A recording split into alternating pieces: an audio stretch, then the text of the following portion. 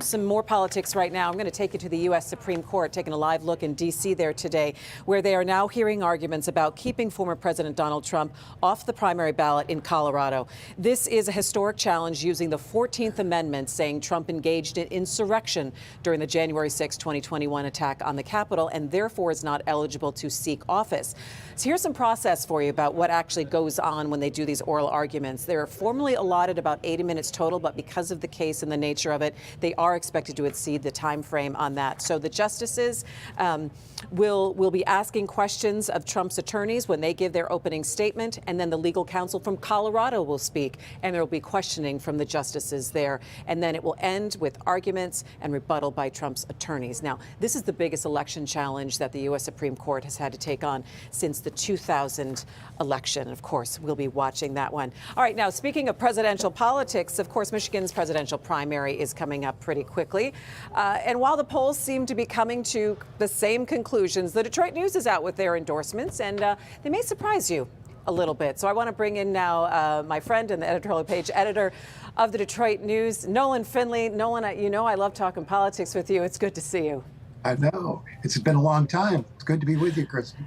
Yeah, let's go ahead and talk about, you and I tangle about endorsements all the time and really the necessity of them. Tell me why it's still important for this day and age for a newspaper like the Detroit News, and the Detroit Free Press does the same thing, to have endorsements like this. Well, yeah, and fewer newspapers are doing them because they simply want to avoid the controversy of endorsements. But for us, we think our readers expect us to weigh in, that's one of the services we provide.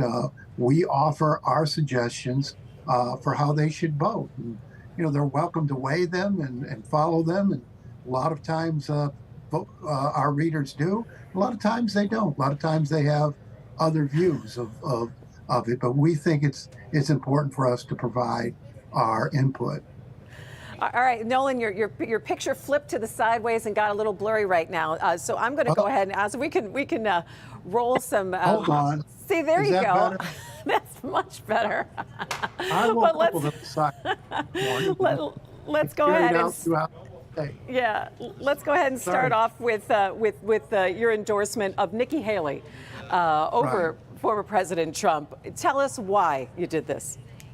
Well, as we said in the endorsement today, we think Nikki Haley is what voters have been telling us they want.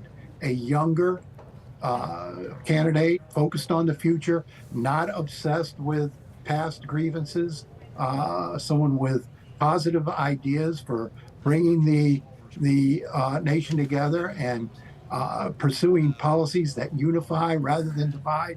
And we've had 8 years now almost of division and chaos. And, we're looking for somebody who will put an end to that. And we don't think Donald Trump is the answer. We've never endorsed Donald Trump in any race he's been in. We certainly weren't going to start this year. I think Nikki Haley could be president and could be an effective president. And that's what we were looking for. You're no stranger to taking heat for anything that you write, Nolan, but what have you started to hear this morning after these endorsements came out? Well, of course, the Trump supporters can never understand why a conservative newspaper doesn't like Trump. And, we express our views very clearly on that. He doesn't have the character, the personal character that office demands. And that's got him and the nation in a lot of trouble during his period as president and in the years since. We're done with Donald Trump. We wish the Republican Party would get done with Donald Trump, and certainly the nation needs to be done with Donald Trump. On the other hand, on the other side of the ticket, Joe Biden he was elected to move us beyond those divisive Trump years and to restore some stability across the board. And, we feel his presidency's been a complete failure. And so we weren't able to put our stamp on him either. So you did endorse Congressman Dean Phillips. I know people will say who, but tell me why. Tell me why that you wouldn't ever say none of the above in an endorsement. We have said none of the above before, and we would have this time. But we looked at Dean Phillips, and of course, we acknowledge the primary draw of him is that he's not Joe Biden. He is an alternative. He's a congressman. He's left of center, not far out on the extreme. He's familiar with policy making. We think he would do as a president, or certainly do a much better job than Joe Biden is doing. Again, younger, forward looking, steeped in policy.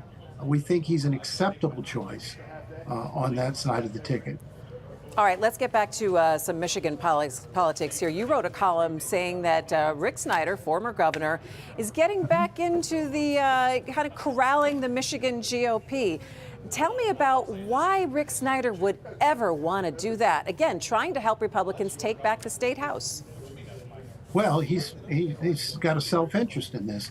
This is his legacy that has been undone over the past years. All of those policies he put in place to improve the business climate, to bring fiscal responsibility and integrity to Michigan, are being undone because we have a Democratic monopoly on policy making in the state house. So it's very personal to him to engage, and the necessity of him to get involved here is what we all know. There is no real Michigan Republican Party at this moment. It has disintegrated.